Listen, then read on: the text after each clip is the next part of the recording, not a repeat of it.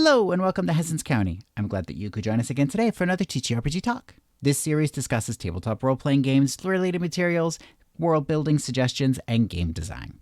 Today we'll be taking the first of two deep dives into a relatively new Kickstarter called Stoneburner.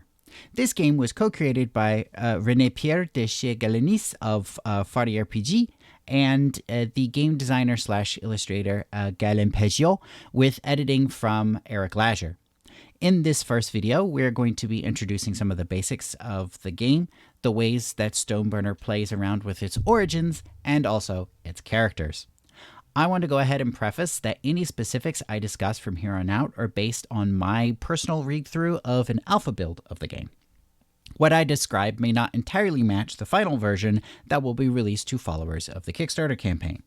The visuals that you see here have come from the abbreviated preview that can be found on itch. Links to, of course, both the preview and the Kickstarter page can be found in the description. Describing itself as a new school revolution game, Stoneburner is a solo-friendly TTRPG inspired by modern media pieces like Deep Rock Galactic, Dwarf Fortress, Doom, the harder side of modern sci-fi like The Expanse, and space westerns like Firefly. You play one or more members of a dwarven house, looking to restore glory to your house by taking back your clan's former home in the cursed mines of the Longbelt. Defend your claim from rivals and fight back the demons that drove your ancestors away from this place. If I were to personally create a Stoneburner setting, I would also probably add in elements of like the Mines of Moria or Casa Doom, Klingons, probably myth punk. Would you call that dwarf punk? as personal touchstones to kind of draw further inspiration from. Stoneburner is built on René-Pier's Breathless engine. Normally, in game reviews and deep dives, I might go into the basic resolution mechanics, but in this case, I strongly encourage you to check out the video I already created on the Breathless SRD, linked in the info card appearing above now, as I go into this in a lot more depth there. However, if you don't have time or if you just need a quick refresher, let's summarize. Breathless games rely on what I would usually think of as being a rollover, fixed spread, flexible dice resolution system. In this example of resolution, each skill or item is assigned a value of polyhedral die that you would roll while using them. Since it is a roll over with a fixed spread, larger dice are more likely to succeed, with partial successes being possible, and for smaller dice like a D4, sometimes the only option. The dice are flexible because, in this case, skills and items degrade or step down with use, reducing the value of die that you would roll until they are either worn all the way down to a D4 and then into uselessness, or you take the time to refresh them, which is exchanged by introducing a new challenge to the narrative. In certain situations, you may also roll with advantage or disadvantage, in this case called having the upper hand or the lower hand. Before you roll dice in-game, you of course need to go through character creation. The first step in this is picking a kit. While not native to the original Breathless system, kits were an early addition to this game system, like in René-Pier's Renegades. They are very similar to classes in that they give you access to a set of abilities, starting heirlooms, and set your starting dice values for each of the three primary skills. They also provide a choice of backgrounds that give you exclusive backstory building questions. For example, the Striker, which is a traditional soldiering kit that does not appear in the preview, you might have a mercenary background. You might be asked about what your greatest exploit was as a mercenary, or what band you turned down instead of embarking on this expedition to liberate the Longbelt.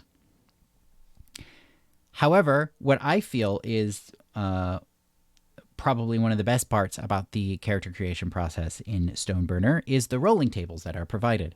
Not only, as you can see here, do we have name generation tables that help build out sort of like the culture of the dwarves in this universe, but we also have on the next page, there we go.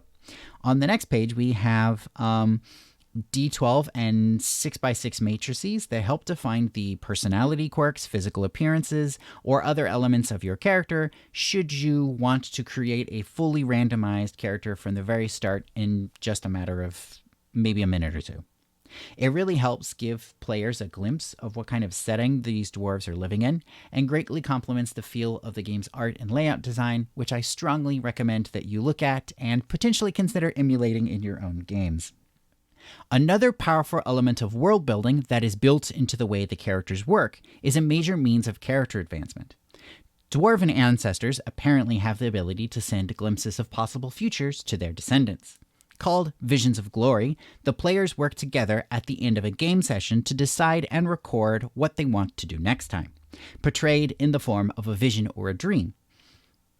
If the player or group manages to succeed in completing this task in the next session, then they are allowed to potentially, depending upon your role on this D20 table, unlock new abilities, set up a new artifact, gain a new skill, step up an artifact or a skill, gain extra resilience, which are essentially our hit points, choose to do whatever you want, or potentially have certain plot elements get triggered, like this someone from your past coming to help you.